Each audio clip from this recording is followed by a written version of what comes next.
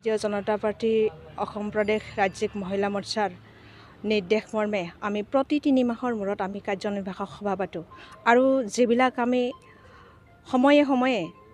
আমি মহিলাসকলৰ মাজত যাতে সজাগতা সৃষ্টি কৰিব পাৰোঁ তাৰ কাৰণে আমি বিভিন্ন সময়ত বিভিন্ন কাৰ্যসূচী আমি ৰূপায়ণ কৰি আহিছোঁ আৰু যোৱা 8 মাৰ্চ তাৰিখ আন্তৰ্জাতিক নাৰী দিৱস আছিলে যিটো দিৱসত আমি চিৰাং জিলাৰ বিশিষ্ট মহিলাক আমি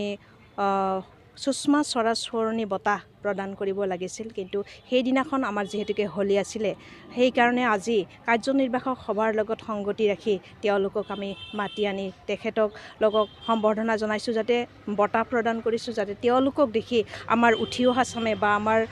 যিসকল মহিলা আজিও ভিতৰত সোমাই আছে সেইসকল মহিলাও যাতে ওলাই আহে অলপ হ'লেও উৎসাহ প্ৰেৰণা পায় তাৰে আমি বহু মহিলাসকলক জাগ্ৰত কৰাৰ কাৰণে এনেধৰণৰ বিভিন্ন সময়ত বিভিন্ন কাৰ্যসূচী আমি হাতত লৈছোঁ।